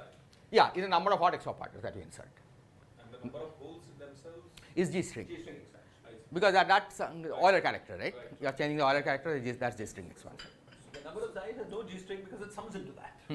Exactly, yeah. That's what I was thinking. So, I mean, a closed string vertex, of course, comes with powers of G string. Well, that depends on how you normalize it. Okay, how you know, sometimes at Yeah. least, but not the insertions of the crosses on the blues. Well, you can put it G, right? Then you will get a G here, right? If you want to keep track of. Or if you Yes. demand that it's that, you in your change of variables you remove. Exactly. I was wondering, okay, we should see how you do it. So that the Jacobian factor would just be a function of C, right? Yes, function of C, it could depend on xi also, right? But the important part is the function of C. But if it also has a xi dependence, then how would you get that delta P finally? This delta P, oh, this xi dependence will automatically have to get absorbed in this. Oh, exactly. So Yeah. if it has xi dependence, Yeah. it would be of that. Exactly. So after changing variables, right, and absorbing the xi dependence, this should be the final dependence Okay. on xi. So this PV thing does all this by itself automatically? I mean, or what? Oh no, we have to see the string field theory. It will be needed for this stage, the y to q, That I understand. right? We will see that that is not enough, right? Because of the other zero modes which you have ignored in here, right? We have to treat those. You need the BV formalism, right? But ultimately, this thing you have to do it by hand in the calculation, right? This change of variables and all. I mean, once you get this, you have to do this. But don't you expect momentum conservation manifest at this phi integral, level of the phi integral? Because after all, you were doing some field relationship. Yeah, if you knew the f of phi exactly, it will be, right? But the point is, as I said, we know f of phi only has an expansion in phi, right? That's why it's easiest to change variables, right, and do this. If you knew the full series of f of phi, then it will be automatic, right? Still, it will be easier to see it by after changing variable and making the dependence like this. So, the after you change variables, including the measure as Navamita was saying of xi and the original function, it should be just integral d xi to the ip dot xi, and then there will be functions of the closed string variables which will change the closed string scattering amplitude. Okay. Usual definition one is to k, so there is a systematic way of understanding. No, there is a systematic way to understand this because you know what you are trying to get at, right? And you know what you have, right? And you can systematically find phi to xi transformation. Correct. Sure. If I want an answer to a given order in string coupling, then it could be that I would have to take into account the whole series with psi also, right? Because they could No, just no, be what- inserted in one whole. Yeah, but what you find is that when you organize it properly, right, you really don't need the whole series in psi to a given order, right? Once you go to higher order, you have to know the higher order terms in So psi in order in what? in G string. I see. Even though it looks like different expansion, Yeah, right? yeah. When you actually finally organize, Right. see, we know that there is there should be a transformation from phi to xi, right? Yes. That you know for sure. Okay? During that transformation, right, some closed string dependence will come for. I mean, what are you looking for? We are basically looking for the closed string dependence, right? Because that's the danger, right? During the transformation, if there is some additional closed string dependence, those have to be put in the action, effective action, and then calculate their contribution to the amplitude, right? Which is beyond what the worldsheet analysis would directly have given you, right? So that analysis, right, the closed dependence on the closed string, you can show to find that, right, for a given number of external closed strings and a given order in G string, it is enough to find a relationship to a given power in psi, right? You don't have to go all the way to xi to infinity, right? But of course, your underlying assumption is that there must be a field definition which does this, because the D-instanton zero modes, right, the translation modes, should be part of string field theory, right? Are you going to give us some example of this? Or, Example of this, well, we'll see. I mean, we'll see how far we can get to, okay? But Since the field definition is also perturbative, so your f of xi comma c is also perturbative. yes, that's right, okay? But if you want up to a given number of closed strings and up to a given order in G string, you consider that is good enough. Right? So, xi dependence eventually will combine into this. Right? There is a C dependence which is important. But that is perturbative because F is already perturbative. That's right. Yes, exactly. Because the multi-particle dependence on xi is just known, so the only series parameter is G. Exactly. That's right. Okay. So, I will try to illustrate. Okay, not maybe this one, I don't know. We will see how much we can illustrate. Okay. But let me just mention an application where all this plays a role. Okay. So, that I will just give the results, and because it looks very abstract, right, and you may imagine that ultimately it does not give any practical output. So, this whole investigation in fact came from this paper by this Harvard group. Okay, so, this is 1907 point.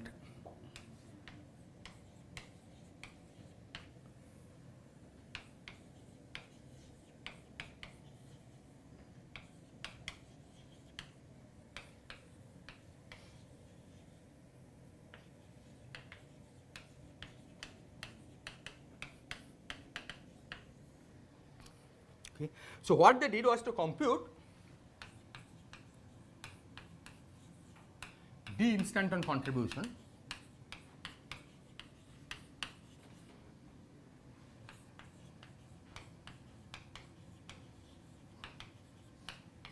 to 2-point function of closed strings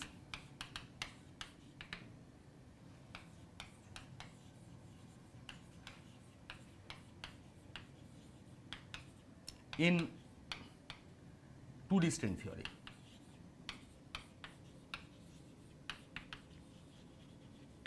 Okay. So, 2D string theory is basically a time coordinate, this is Euclidean time. Okay, these are the worldsheet variables, okay, and then you have a C equal to 25 Liouville.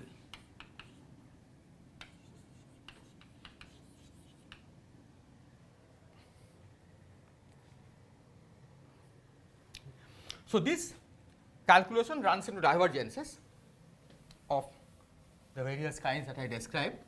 Sorry to be so remedial, but these D-instantons are then these FCZ or CZ? These are ZZ instantons. Yeah, yeah. These are ZZ instantons. Okay, Samolotchikov and Samolotchikov. Okay, these are the localized in all non-compact directions. Okay. So, basically during this calculation you have divergences.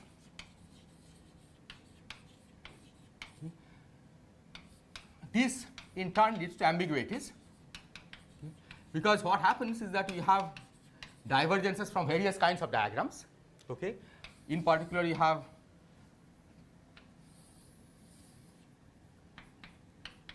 this 2-point function of the disk where this becomes long, that is the source of divergence. Then you have the other diagram is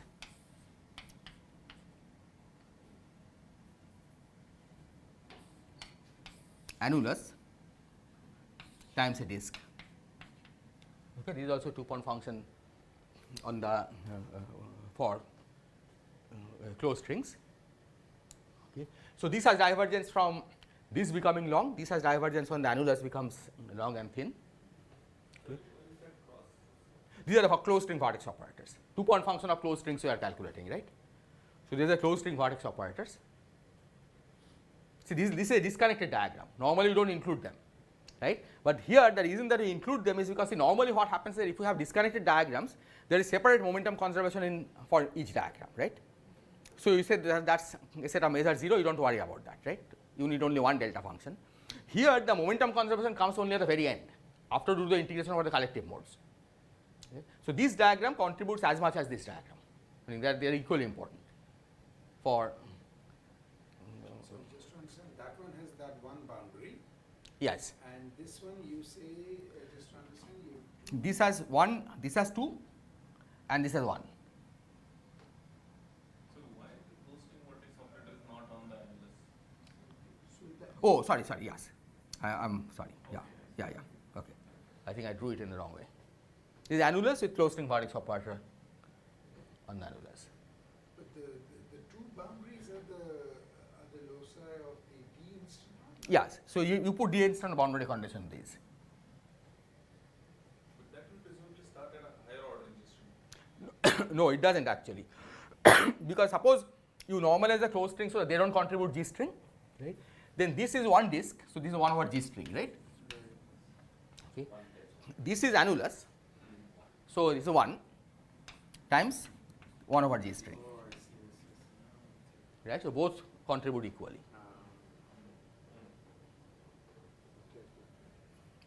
So what happens is that there is a logarithmic divergence from here, right? Because there is an open string that collective mode propagating. There is a logarithmic divergence from here, right? Collective mode propagating. Okay. You can, by adjusting the cutoffs, okay, you can make them cancel. Okay. But the problem, of course, is there are two different diagrams, right? So there is no relationship a priori between this cutoff and that cutoff. So even if you make them cancel, right, the finite ambiguity remains.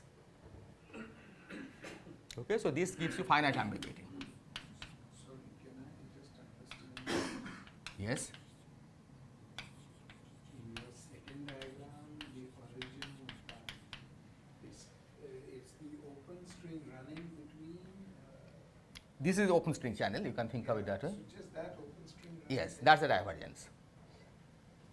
Right, and here this open string running is a divergence. They are interested in the single D-instanton at leading order in one.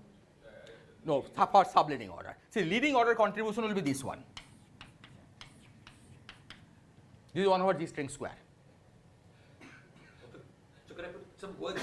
So if you've got a D-instanton just in the classical solution, you'll have some backgrounds for your closed strings, and those are those backgrounds for the closed strings, for yes. the closed string. Because you've got this D-instanton, the closed strings have some background values. Yes. That is the one loop correction to the closed string background value. Well, you can think of it as a background value or you can think of a S matrix, right? You think of that, no, closed string background is of course already fixed. That's part of the C equal to 25 description. Yeah. But suppose we thought of it in the field theory point of view. Yes. You put the instanton that now changes all the other fields. But that's not what you are trying to calculate. Instanton is transient, right? You want to calculate the 2-point amplitude. Say it's like this is like a wall, right? The 2-dimensional string theory is like they have a wall, right? You throw in a closed string, Yes. and closed string comes back. You want to calculate that amplitude, Yes. okay? But you want to calculate that the D-instanton contribution to the amplitude, Yes. right? Yes. So it's you can think of this as fluctuating objects, right? Yes. The D-instanton is transient object and how much it contributes Yes. to that closed string scattering. Exactly. And that diagram looks exactly like that. That's what you're doing, right? Both. You're sending something in and bringing something out. Yes. But these two look like mode by mode. No, you are sending something in, you are taking something out. But since they're completely disconnected, Yes. they don't talk to each other. Right? No, they do, because they do talk to each other through momentum. Because momentum conservation, right, comes at the end, I see. right? See, if this is omega 1, this is omega 2, right? But in a given instanton background, as you say, momentum conservation comes about after you integrate over the Exactly. model. Yeah, in a given instanton background, they don't talk to no, each other. no. So from the point of view of the given instanton, they're just correction to the background of that mode. Yeah, you can think of it that way. Yeah. And then, so this was that's just the leading thing, which was totally uninteresting, which is each mode by itself. Exactly. Yeah. Here is just like the one loop correction to mode by mode, Okay.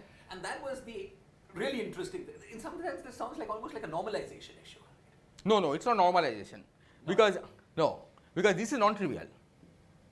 It's a highly non-trivial graph, right? It's not just normalization. But it's not normalization of what you're sending in. It's not like getting the amplitude of what you're sending in correct. No. The external state. That's what I thought. Yeah, I don't think so, because ultimately the momentum, the energies of these two will get related. I understand. You're saying it's maybe a momentum. It's really a scattering.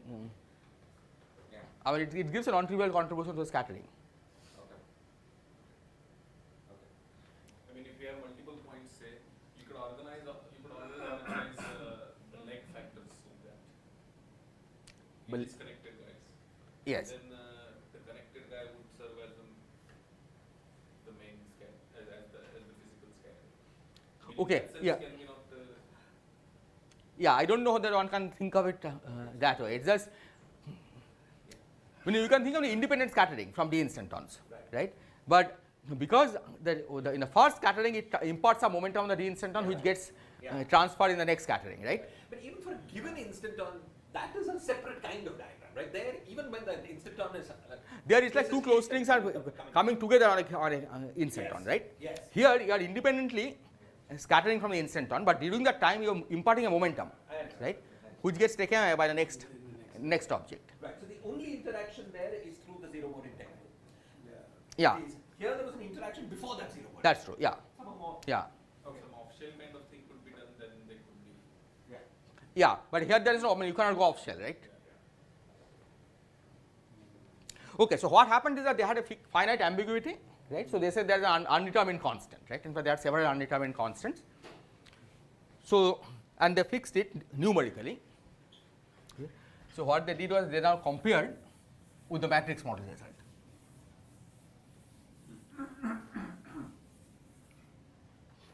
So this one they compared with matrix model result.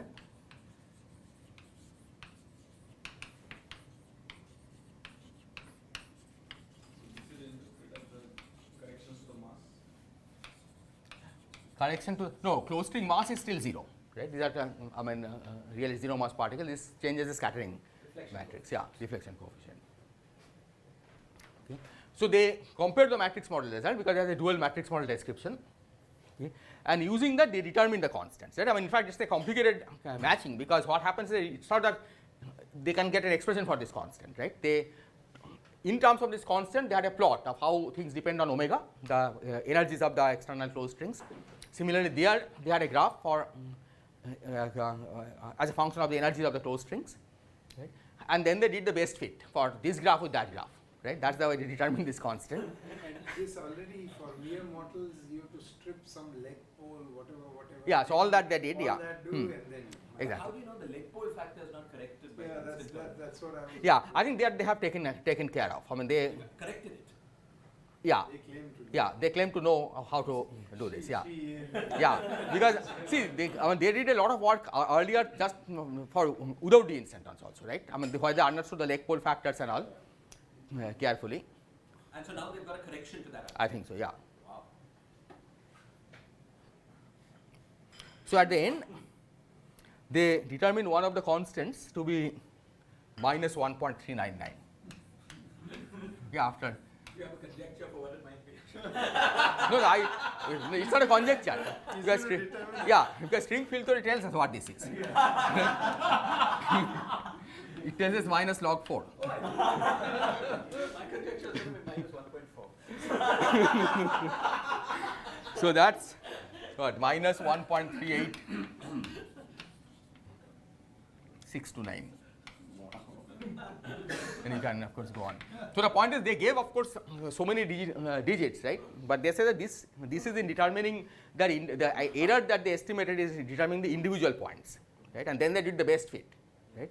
So they expected a 1% error, right? And it is basically within that 1% error of that what they determined. dawn of experiment is I have to say my conjecture fits that better.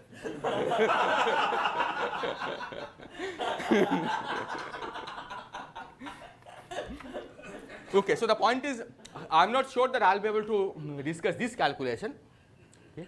But what I'll will describe is this other calculation that sample integral that I wrote down, because all the subtleties basically come there, and you can understand from that analysis, right, the various remedies. So the setting is not quite clear. So in this string theory, a 2-point function of closed string is being computed. Yes. What is this reflection? What is it reflecting on? Yeah, so the Liouville, so basically it's a 2-dimensional string theory, but you can think of this as a half line. So it's basically a wall. You throw in some closed string from one side and it gets reflected at the wall and comes back. Okay, so that's the amplitude that you're calculating. And we will see that this will violate unitarity. Right? The reflection Yeah, coefficient will be yeah. less than 1. Because there is some leakage on the other side. Over there. Exactly. And sorry, Ashok, this is in the matrix model corresponding to the superstring. No, so that's what I was discussing with them over the T. It's the same matrix model, right? So which earlier people had said identified a type 0b, right? The matrix model is like, okay, it's just a free fermion in the inverted harmonic oscillator, right? So earlier people had said that if you take these fermions, So if you fill the energy levels up to some point on both sides, right, then this is dual to type 0B string theory. Okay. What these people are saying is that if we fill one up to this point and don't fill this side, that is bosonic string theory. And why is that? Because they are comparing with bosonic string theory calculations. Right? These calculations are in bosonic string theory. And you will be doing then bosonic string field theory. Yeah, I'll do bosonic string field theory, but again, there's nothing special about bosonic, right? Once you understand the basic philosophy, it can be extended to fermionic string field theory also.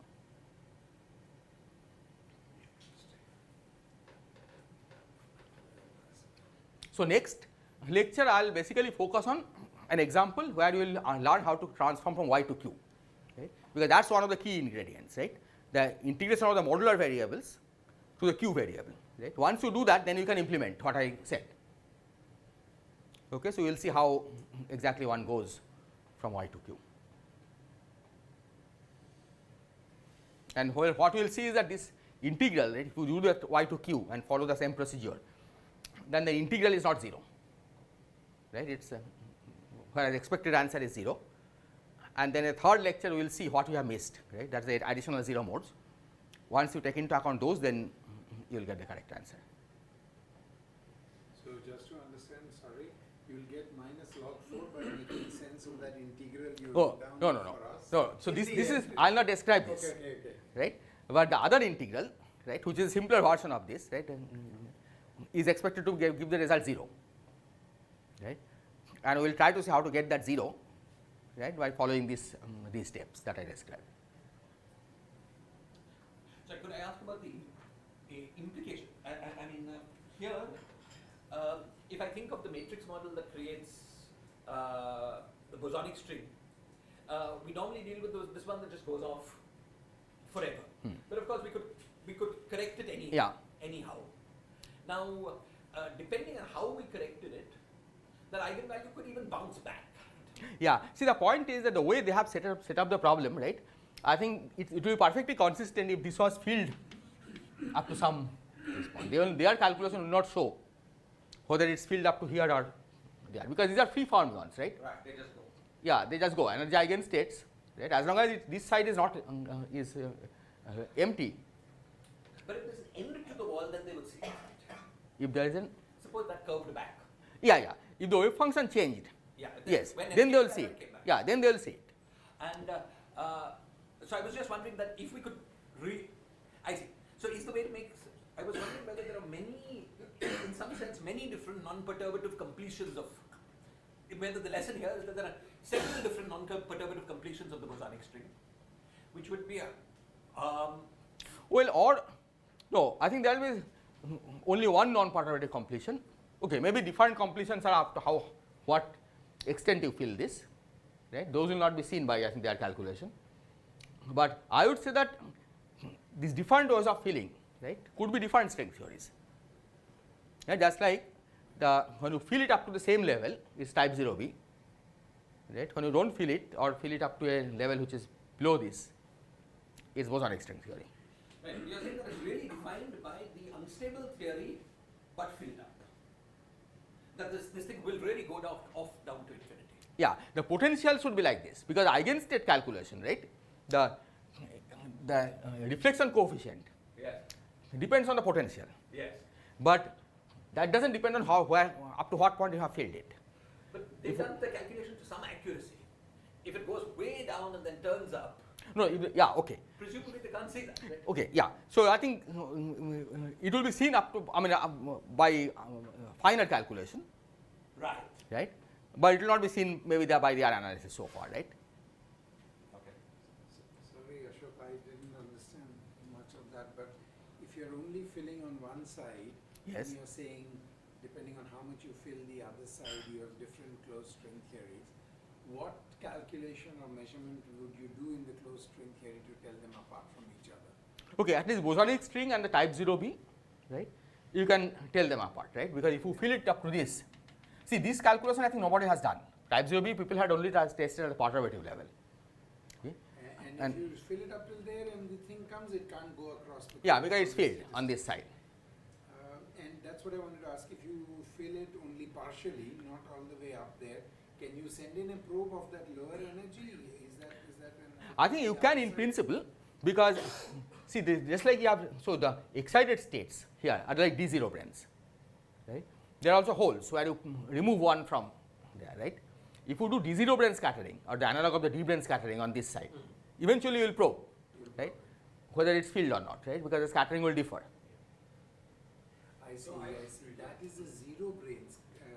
Removing those things are like removing zero brains. Exactly. If this is unfilled, then Yes. presumably those guys are constantly leaking out there. But see, the way they set up the problem is that they take the exact eigenstate, Okay. right? It is true that they are leaking out, but that's part of their eigenstate definition. Okay. But then they're spending almost no time there because that's infinite. Yeah, yeah. But that's the definition of the eigenstate, right? But you will see that only when you excite something at this level, right? Those are some kind of D branes because their masses go as 1 over G string. Okay. So it's like in thermal equilibrium with the other thing. The stuff here which is leaking out, but the stuff there which is coming back. Yeah. Well, quantum equilibrium. Quantum Yeah. equilibrium. Quantum equilibrium. Could you just say a few words about how this two-point function is extracted from the matrix model, like especially like how do you extract like the D-instanton contribution? Yeah, so I think what they do is that they calculate the exact WKB wave function, right? Once you have the exact WKB wave function, because they are non-interacting fermions, right, you can calculate the reflection coefficient, right? And the only thing that matters is whether this side is filled or not. Yeah, that's how they extract the scattering matrix, the 2-point function from their analysis.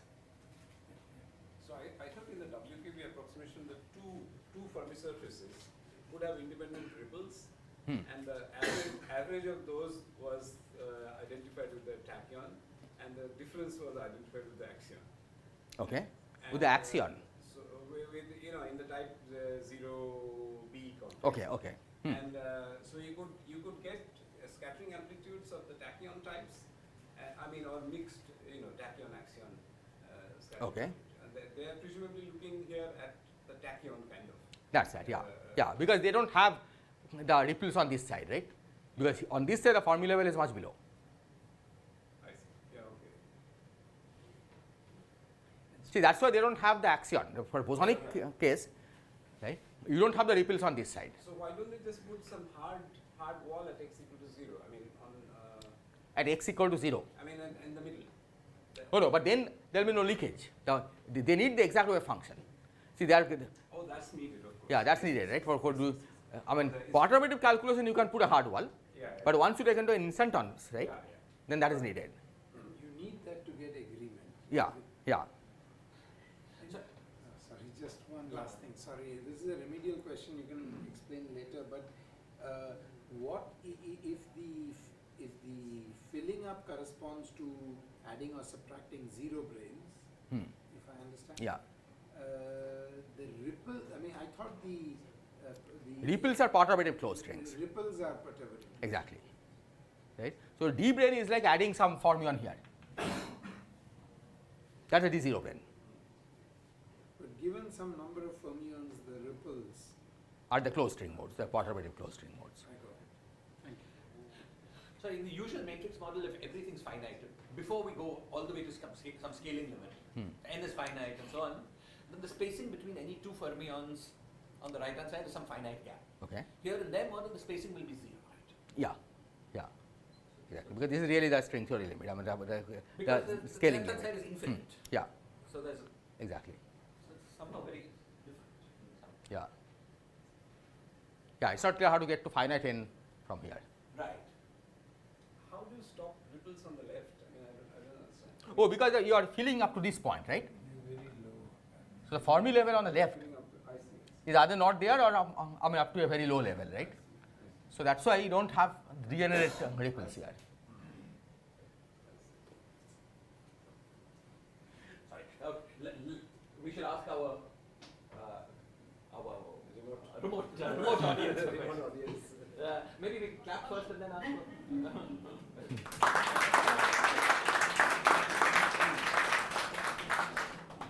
Okay, Rama Devi, IIT Bombay. Yeah, I'm just listening. I don't have any patience. Okay. Just Okay, greeting you. Okay, thanks. Yeah. Hi, sir. Bhopal? Yeah, just one question.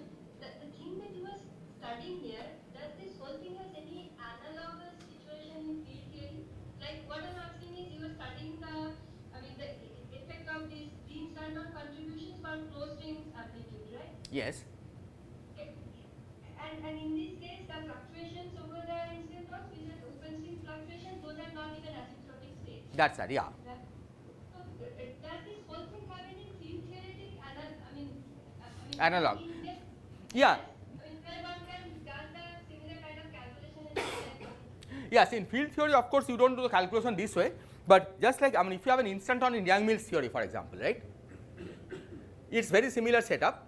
The fluctuations of the instanton are not asymptotic states, but they have to be included for doing the calculation,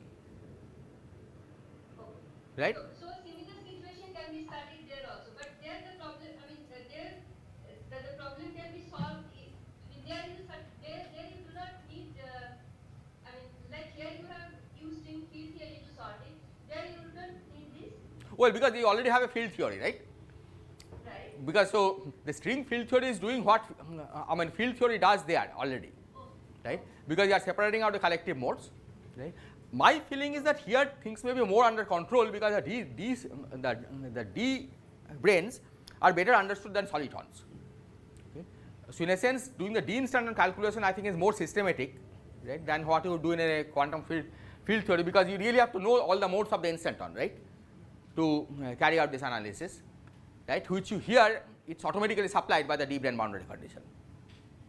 But philosophically, it's the same calculation in spirit. Okay, that's all from me. Okay, thanks. Is there a sense in which one can compute partition function, the 0-point function in the instanton background? Yeah, so that's annulus, Yeah. right? I think there is a sense in which you can do this, right? But this has not been done yet, right? Because you have to again, this suffers from all the zero mode problems, right? The fact that there are additional zero modes, so the BV will have to be taken into account.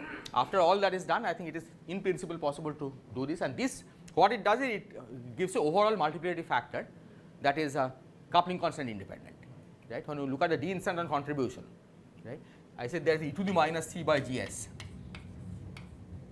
right, but it can be multiplied by an overall normalization that is independent of coupling constant, just a numerical constant. This could be a perturbative series in GS also, right? No, because if it is a perturbative series in GS, then you can fix it by BV, by just standard string field theory analysis will fix those, because the G string now will be a part of closed string mode, right. The constant mode, right, is basically an additive term in the action, right. Suppose you have if you look at the D-instanton action in the D-instanton background, right, if you just add a constant to it, right, the gauge symmetry will not fix this constant, right. But if you have a constant that, if you have something that depends on closed string modes, then of course gauge invariance fixes it. So just based on gauge invariance and BV, you cannot fix this constant, but I think it is possible to fix it by doing the determinant calculation more carefully. So you talked about this application with this non-critical string theory. Well, what we have instanton contributions to the R to the 4 term in to be string theory. Did getting the coefficients of those not require all of this? Yeah, it does. In fact, And that's never been done? it has never been done. The leading term people have calculated, Green and Goodpearl. Well, they calculated the leading term, not really the coefficient, but just the fact that it has e to the minus 1 over gs, and they have a guess of what the form is, right? But that calculation has not been done. So C wrote to me some time ago that they are doing it, right? But they are stuck with various, their coefficients are not agreeing, right? But my feeling is that once you take into account string field theory and do things appropriately, it should give you. There is no, I don't see any obstacle in getting those coefficients. Is it harder because it's in the superstring? I think it's not really harder. It requires a little more technology, right? But fact that you have supersymmetry certainly helps, right? So my feeling is that it will not be harder. It's just that all these subtleties have to be taken into account, right? Just like, as I said, there is an additional zero mode in the ghost sector, right? There are similar zero modes in the superstring case, which contributes to the amplitudes, and I think that has to be taken into account.